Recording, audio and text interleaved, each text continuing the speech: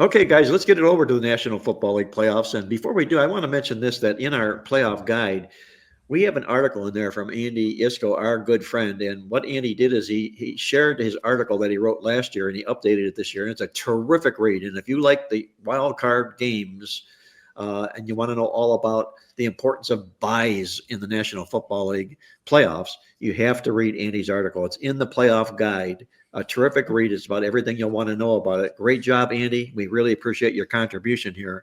And anybody that gets that guide will have the pleasure of reading your article firsthand. Well, I thank you for that. And yeah, and it's sort of related to when you're assessing Super Bowl odds and Super Bowl teams, to know a little bit about the history of the importance of, or the lack of importance of playing in that bye week on the wild card weekend. And I do point out, of course, the fact that a lot of it has to do with the recent changes, where you used to have 4 teams that had byes, with the 1 and 2 seeds in each conference. And of course, when they expanded the playoffs, they took away the bye from the number 2 team. So now only the number 1 teams are the teams that get byes. So it's cut in half from 4 to 2. Very good. And you can reach Andy at thelogicalapproach.com to check out all of Andy's work here. Just terrific. Thelogicalapproach.com. Guys, before we tear these playoff games apart, these wild card round games, I'm going to go around the block here real quickly and ask anybody's opinion on number 1, surprises that have happened to get here to the playoffs, or number 2, any surprises we'll see coming down the road. Victor, anybody surprised you with their play this year to make the playoffs, or should anybody in the playoffs be a surprise moving forward? I don't. Let me look at the schedule here, guys. I know I sort of caught everybody off guard with that question. Right. Working our way backward, the Rams, a slightly surprising team. We'll see what happens in that particular game with the wildfires out in Los Angeles. Prior to the show, we were talking about the fact that they've announced today there's a contingency plan in which they may actually play that game in Glendale, Arizona, the home of the Arizona Cardinals, on Monday night, depending on what happens with the wildfires out there in Los Angeles.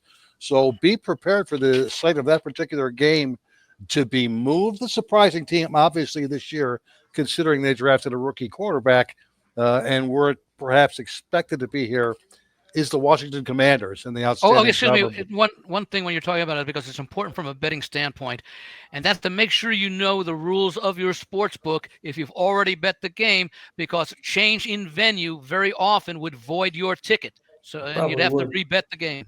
It probably would, and the line would probably go to Minnesota as a result. Because by the way, slightly higher. Yeah. Would most sports books give you back your money before the game? Like, would they be able to give you back your money, yes, and then you could use that money for the game? They will. Yes. Okay. Right. They want your money to bet. Yeah, sure. Okay. No, Washington is the team that's the most surprising to be here in the playoffs, considering a rookie quarterback, first-year head coach, a lot of new players on that particular team. What a great year for Washington, and what should be one of the more exciting and probably one of the more higher-scoring games of the weekend as they take to the road, playing the Tampa Bay Buccaneers down here in the Sunshine State. And Victor, who's the team in the National Football League that was most disappointing, that maybe you thought would make the playoffs but didn't this year? Prior to the season, we talked about there were high expectation for our boys up north, the Cleveland Browns. Not only did they not make the postseason, they'll be drafting number 2 overall in what was a rough year for them. So obviously a team like them, but number 2, the San Francisco 49ers. I mean, 8 weeks ago, I thought that was fantastic value on San Francisco to win their division as an underdog. And man, I was wrong about that. So San Francisco, definitely disappointment this year from the NFC conference. Greg, what about you? What team do you think that was a surprise to make the playoffs, and which one was the most disappointing that did not? Surprised to make the playoffs would be Minnesota. I remember in the beginning of the season, before it even started, we were just shaking our heads with all of the bad luck the organization was having. I mean, they had a player die. McCarthy gets hurt. Another player hurt for the season. And what had Sam Darnold ever done? So at that point, it was like, yeah, this is just not going to be a good year for the Minnesota Vikings. And instead, they almost had the number 1 seed in the NFL's NFC. So they're the most positive, surprising team. And the negative, surprising team would be the Cleveland Browns, Jim Feist's favorite team. So I think that's a slam dunk. We all expected a lot more out of the Browns, but don't fret, Browns fans, because Deshaun Watson will be back. Oh, thank Oh you. no, please, no. Well, Jim, now that Greg threw that dart at you, I'm going to ask you the same question. Who's here that surprised you, and who didn't make it, other than the Cleveland Browns, that was disappointing? Well, first of all, the biggest disappointment to me would be who I think is one of the best quarterbacks in the league, if not the best, and that would be Burrow in Cincinnati. The decline of their defense was astronomical. I couldn't believe how bad their defense was. Now, I gotta be surprised about the Denver rookie quarterback, Washington rookie quarterback. Minnesota had an over and under win total of 6.5, and they've already won 14. These are all surprising teams. But the biggest disappointment to me would be not Cleveland, because they haven't won anything in 60 years. I mean, but Cincinnati, with who I think Burrow is 1, 2, or 3 is the best quarterback in football. And with those wide receivers, and well, they started out with a different running back, but then they had Brown, and he was good. That offense was prolific. And for them to just fall apart, they did the right thing. They fired the defensive coordinator, but, I don't know if it was totally his fault. The upper management doesn't spend any money there. And they let people walk. And even Burrow said, we're not going to ever win anything if they let the good players walk. That was his quote. And well, I don't think, excuse me, Jim, let me interrupt you, but I don't think anybody expected to see the Cincinnati defense collapse like it did this year. Lou Anarumo, the head defensive coordinator, was heavily involved in becoming possibly a head coach just 2 years ago. So like you say, somebody had to take the fall in Cincinnati. Well, something happened to that defense. I know they lost players, but they let players walk. I mean, so it wasn't really that they were hurt, is they just didn't sign them. And that's what he was pissed about, Burrow. I mean, that's what he was pissed about. And he said, we can't let good players walk out the door and expect to win anything. But that is a very frugal, I would use the word frugal to be nice, but cheap is the right word, organization. Yeah, a cheap prick is what they are. Andy, same question to you, bud. What do you think? Who surprised, and who's here that is really the biggest surprise, and who was the biggest disappointment? Well, I guess they've already been mentioned, so I'll choose amongst the 3 between Denver, Washington, and Minnesota. Although I guess you could say it's not really a surprise, because I kind of thought it would happen. Chargers would be considered a surprise to some, considering they were 5-12 last year. But amongst Denver, Washington, and Minnesota, I've got to take Minnesota very simply because they exceeded their season win totals by like 8. I mean, I think both Washington and Denver were around also about 6 or so, 6.5. Minnesota was pretty much in that same range. So for them to go 14-3, with 2 of the losses to the number 1 seed in their own division, I think that's about as impressive an accomplishment as you could make.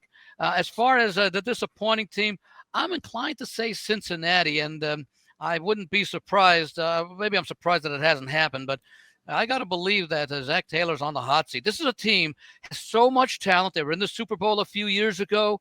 They missed the playoffs last year. They missed the playoffs this year. This year it was largely due to the defense to a certain extent last year as well. But the more concerning, the more troubling thing to me about Cincinnati is the way they play in the month of December, continuously getting off the poor starts and putting themselves in a hole before we reach October. And I think you've got to take a look at the coaching there, the preparation, etc. Because a team like Cincinnati, yeah, every team's going to have injury, and they had some injuries to start the season, but they should not be consistently being a team that is 1-3 or even 2-2 with that talent. So I'd say Cincinnati was the most disappointing team. I agree with you wholeheartedly, Andy. It'd be like maybe to draw a parallel. you mentioned Joe Burrow being a franchise quarterback, arguably, like Jim says, maybe the best quarterback in the National Football League. What would Robert Kraft have done at New England had the Patriots missed the playoffs back-to-back years with Tom Brady? Bill Belichick might not even be in the Hall of Fame if that had happened. So I agree with you. I think Cincinnati is the most disappointing, if for no other reason. Joe Burrow runs that ship here, and they need to do a better job surrounding him with talent. Let's get into the games this weekend, guys, here, starting with the first game. Oh, excuse me, Mark. I Yes. was going to just say, I thought the comparison he was going to make was to the old San Diego Chargers with Dan Fouts, Hall of Fame quarterback, and a There you defense go. that gave up as much as they scored. Yeah, Exactly. That's a great parallel. Exactly. I need to say one thing. I'm running up against the clock here. I have to get over there and do the other show in a few minutes. So I got about 15 minutes. Okay, well, Jim, let me ask you. You be the leadoff here. Houston Chargers game. What's your take, real quick, on this football game, the playoff game? The regression of Stroud, the offensive line, the loss of the wide receivers bother me, and it comes down to their play calling. They want to run the ball. They run the ball a lot on first and second down and put Stroud in bad position, always behind the 8 ball, trying to make it up on third down. So I have to criticize the offensive play calling. I guess I could criticize the head coach, but I'm not going to do that because I really don't know how much the offensive coordinator has to make all those decisions. And we're talking about the Chargers. Now, here's the Chargers, and we got to put this in there because we don't know the devastation of those fires in LA is where these guys live. And that's where they practice. I don't know how much effect these fires are having on the Charger players, coaches, et cetera, et cetera. If I live there and I'm worried, and my family, my wife, my kids, my pets, my property, this could be a real issue. And I don't know that. I'm just throwing it out there because it is a possibility. It's a problem. I like the game under. I don't think they're going to be a lot of points. We've got Jim Harbaugh, which we know is a great coach. He's taken them a long way. Herbert is a better quarterback right now than Stroud, who's having a regression year. However, I do think he has a great future, but he is in regression, and Herbert has played very well down the road. And Harbaugh's he's as a coach, he's a genius. Look at everything he's done. Every place he's been, Stanford or San Francisco or Michigan, he's everywhere he goes, he wins. So I'm going to keep you here, Jim, because I know everybody wants to know what you're looking at, and I know you have to get off and going here. So I'm going to move on to the next game with you, and we'll circle back with the crew here in just a bit after you have to part. Baltimore-Pittsburgh, classic AFC Central matchup. Obviously, Mike Tomlin been there, done that. Baltimore looks to be a monster here right now at the stage of the football season. What do you take on this game? Are you laying the points or you're taking them? I bet a teaser on Baltimore and under. And I went under 46, and it's now 43.5. Now, this is, you know history better than anybody. You know the trends and stuff. Tomlin gives this team a hard time. He gives them a tough time. They've already played twice. Once was close. The other was a blowout. I'm not a Russell Wilson fan at this point in his career. And the way that Baltimore runs the ball, you got Henry with 1,900 yards. You got Lamar. You got a big edge with the running game and with the quarterback. And the way, how many teams have lost 4 games in a row that make the playoffs? Not very many. And they don't look good doing it.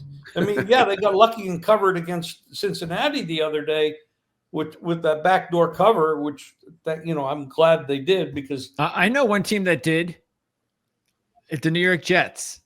The New York Jets, I think, lost 5 straight games back in I don't know what year it was, in the 80s or something, and yet they still made the postseason. The Mark Sanchez years? No, that was way back. Okay. Those are the Ken O'Brien years. Okay. And then Walt Michaels was the coach at the time. They beat the Chiefs in the first round. That was the game they led the Browns in the second round, had the big lead, and then lost it. They had led by 2 scores with like 3 minutes left and lost it. So so there is precedent on a team that has a losing streak. 5 straight losses and did the Jets ended, because they got off to like an 11-1 start. Wow. And then they Okay. lost like 5 straight to go into the regular season. It was kind of like Philadelphia last year, had that big start and then fell off. But Yes, they exactly. never got there. Right. All right, Jim, next game, Buffalo, Denver. Matchup of surprising Denver Broncos, Buffalo Bills. Everybody has them going as far as maybe even the Super Bowl this football season. How are you playing this game? Denver is leading as blitzing team or sacking team in the country on defense, but they got Knicks. And the thing about rookie quarterbacks on the road in the playoffs has not been a great statistic over the years, and I think you probably have a database on that. But going to Buffalo with Josh Allen, I don't think Buffalo's as good as Baltimore. So if they matched up, I'd probably be on Baltimore. I know I would. But Buffalo's tough, and you're going to put up points, and you got the way they play defense. They play single high. You're going to get a lot of man coverage. You're going to get Josh Allen with a lot of leg room. He's going to move the ball on the ground and through the air. I don't see Denver stacking up well in this game with a rookie on the road, even though I'm a big fan of how he's developed. Knicks, I'm talking about, and Sean Payton as a head coach. I'm a big fan of both. As a matter of fact, I probably like Payton better than the Buffalo head coach, but Buffalo has, I think, right now a better team. By the way, just found out, getting back to your Baltimore game, that Zay Flowers is officially out. So he's not going to be playing for the Baltimore Ravens in their game against the Steelers. Which further helps the under. The under. Philadelphia, Green Bay, Jim. Big battle in the NFC. Number 2, Philadelphia. Number 7, Green Bay. What do you think happens here? Watson's on the IR, so he's not going to be there, and he takes the lid off the offense for Love, which could be an issue. Because Philadelphia is a pretty good defense. They run the ball extremely well. Green Bay's probably, I don't know if they're number 1 in rushing the ball or number 2, but they're really up there. And Philadelphia, of course, is too. And then you got Hurts coming off the concussion protocol. And statistically, when somebody comes off the concussion protocol, they have about a 12 to 15% decline in performance, which could go along with the fact that maybe you're scared to get hit. Maybe you get racked up one more time, your career might be over. So they might run the ball. I mean, Barkley is incredible. You got running game on both sides. I see a lot of grinding in this game. I cannot lay this kind of spread with what I think is going to be a low-scoring game. So I'm under on this game. How about Tampa and Washington, Jim, the second to last game being played here? Washington's another rookie on they got a rookie quarterback on the road. I like what they've done there. They got rid of the owner. They got a better coaching staff. Quinn is good. Daniels is very good, 12-5 record. But, there's some kind of magic going on with, I don't know what the hell he's eating these days, but Baker is just a different guy. He's an MVP candidate on a not so great team. Now, yeah, they won this division, but it's a terrible division. It's kind of like Houston win their division. It's a terrible division, but they're playing really well. I'm not in love with it, but there's only one side to this game, or two sides. One is the over. The problem is I liked the over earlier when I thought there was quite a few, or 3 players actually on Tampa that were going to miss the game. They have now been ruled back mostly in. So that makes their defense a little bit tougher, and that might skew the game under. It's 50-50.5. I like it over, but I don't love it like I did in the beginning, but I do like Tampa to lay the points. But normally, as you know, when I play small favorites, I don't lay the points. I play the money line. So I have a money line bet on Tampa, and I have an over bet over 50. Nice. And the going out the door play on a Monday, the Rams and the Vikings. What do you see going on there, Jim? Well, Mark, I know who you like in this game. We've talked about this before. Yes. I don't know where this game is being played. If it's in LA, it's a big difference. but although the Rams have not played well at home this year, they did lose to Miami. They did lose to Philly, and they looked ugly in both those games. They didn't score a lot or very well against the Jets, who are not a great team, although they have a little bit of a defense. But Minnesota's a better team. I mean, they're 14-3. They had a bad game against Detroit, but Detroit, that was a playoff game for Detroit. They wanted to rest up. They head coach came out. Their defensive coordinator called a great game plan. But when you watch the game over, and I watched it 3 times live, and then I watched 2 more of it, there was a lot of open players, and Darnold just missed everybody. And then the offensive play calling by Minnesota, I thought, was kind of coaching malpractice. They were going for long passes. And by that time, the defense for Detroit was on top of Darnold, and they shook him up really good. He didn't do well under that kind of pressure. If they'd have cut those routes off, he would have had a much better chance to get rid of the ball and not got sacked as much, not got hurt as much. So, to me, I don't know where the game's going to be played. If it's in Glendale, California, and I think it's 80-20, it's going to Glendale because of the air out there, the fires and stuff. So right now, I really don't have a side or a total in the game because I really don't know where the hell the game's going to be played.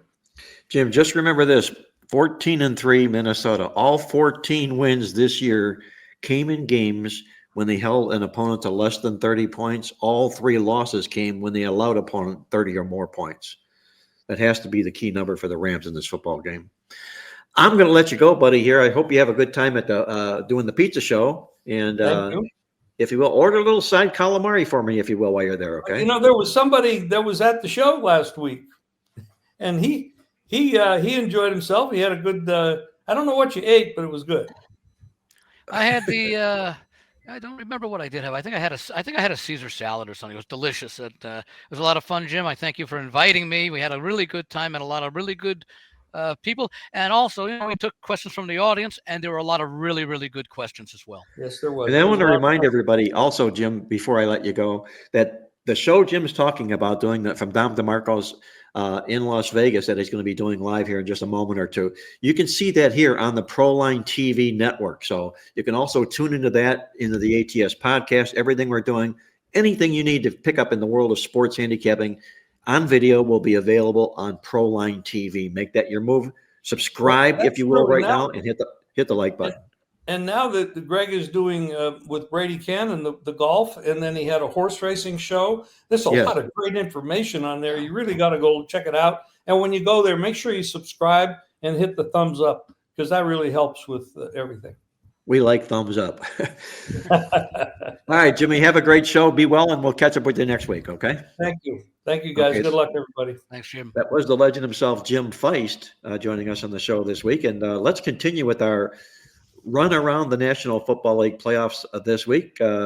Let's go to that game that we were talking about that Jim had to leave us with. Houston Chargers, Victor, what do you see going on over under total wise?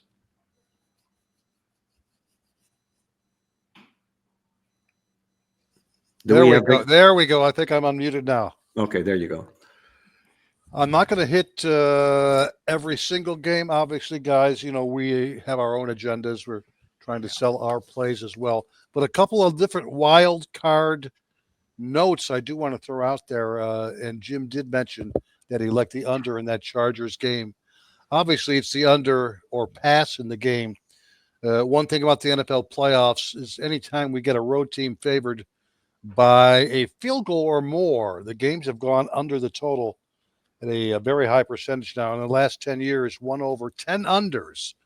Playoff games in which the road team is favored by 2.5 or more points, like the Chargers are, and the over-under line is 40 or more in these games.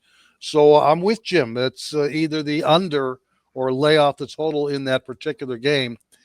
As far as division round and championship round, we can obviously talk about those rounds and their tendencies, their ATS patterns, if you will, in the next week and two when we get to those rounds.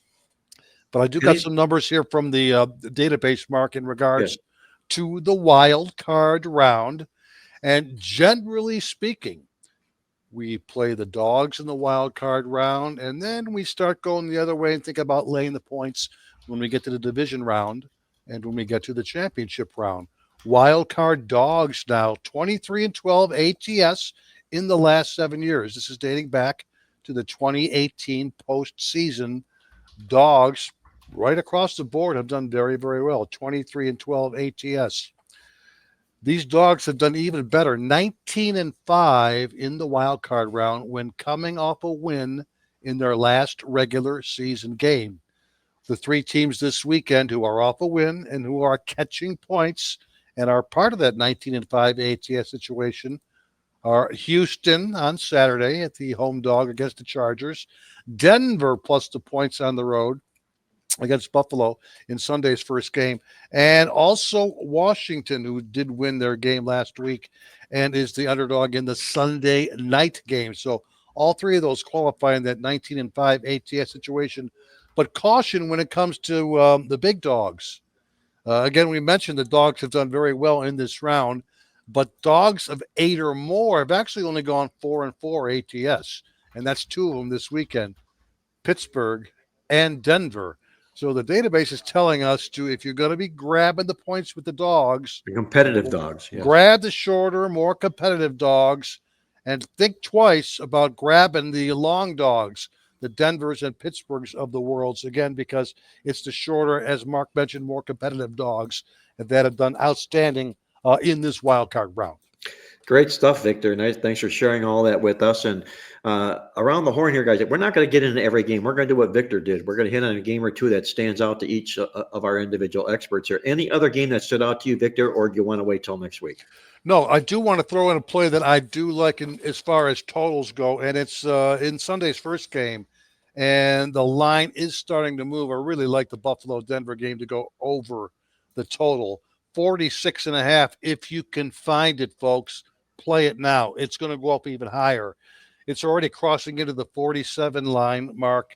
And if it gets to that key number of 48, we've already missed the boat in that particular game. But what I've got in as far as the database, Victor, yeah, anything that you'd be concerned about possible weather in Buffalo? No.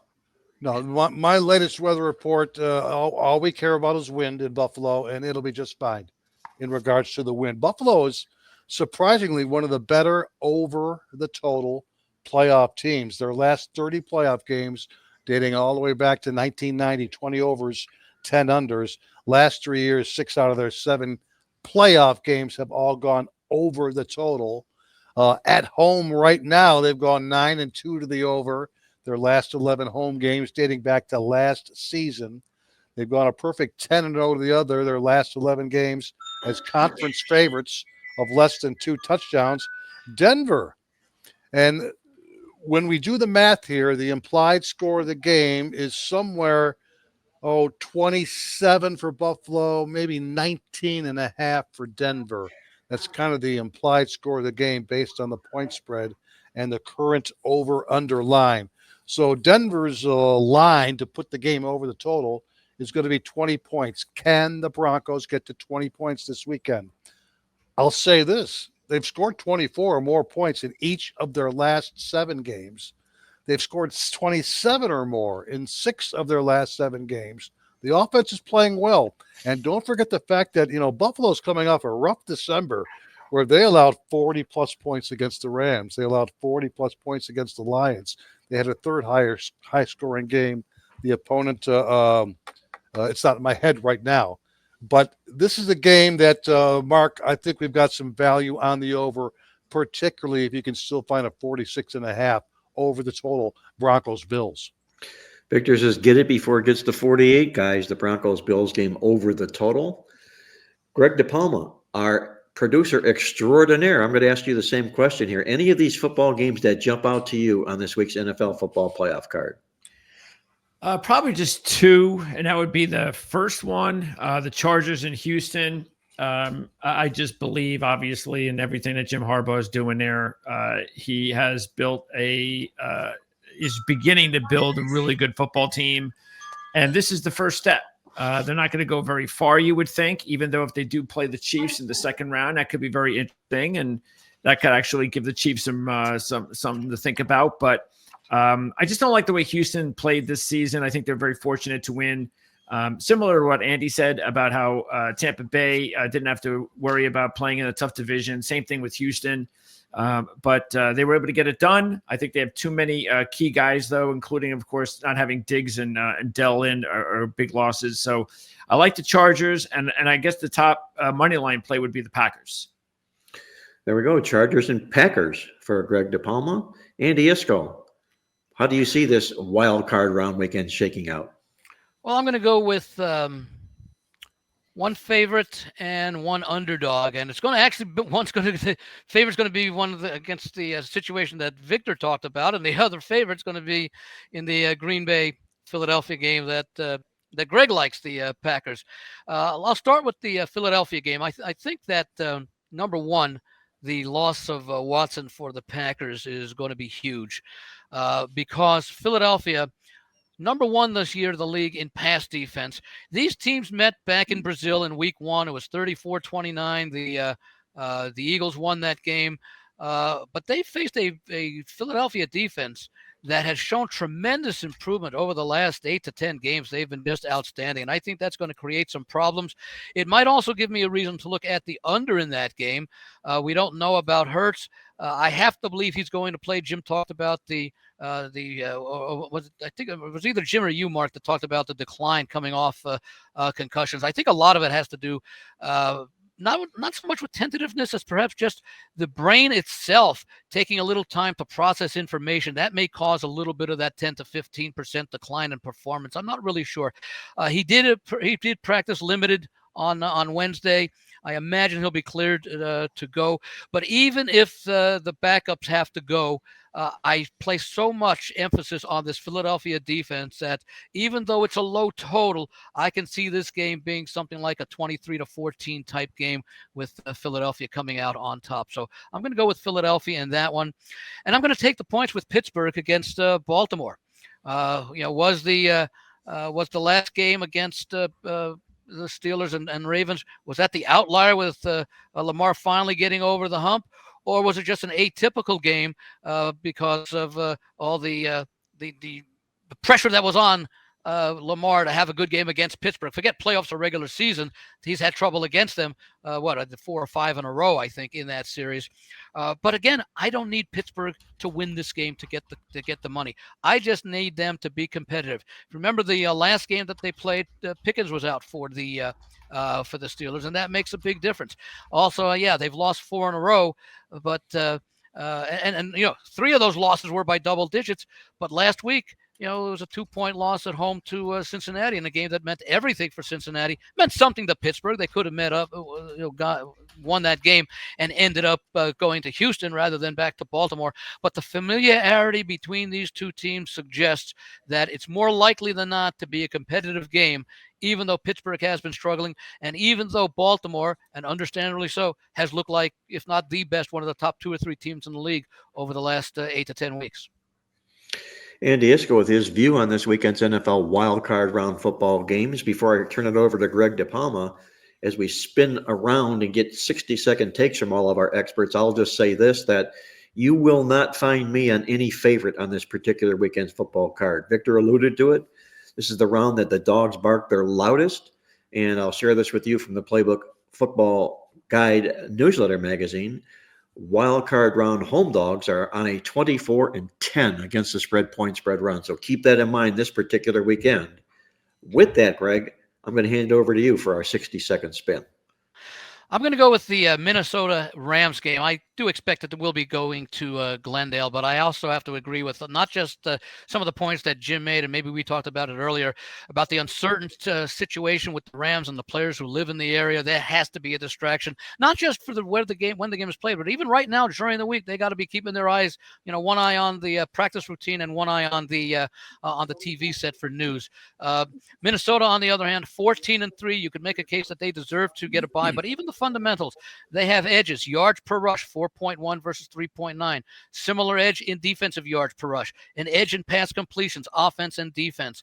Just so many statistical edges that demonstrate the reason why this team has won 14 games. And I mentioned 2 of the 3 losses were to Detroit. So this is a team that plays close games, knows how to play close games.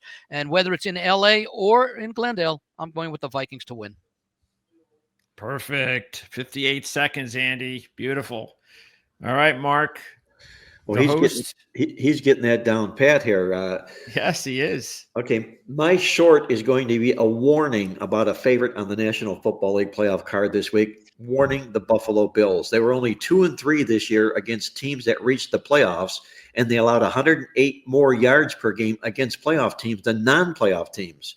They've got a leaky defensive problem going on here. The Buffalo defense also allowed 33 points a game against all playoff teams. That's the 4th highest in NFL playoff history. Now you take a look at the other side of the coin here. Denver led the league in quarterback sacks this year with 63.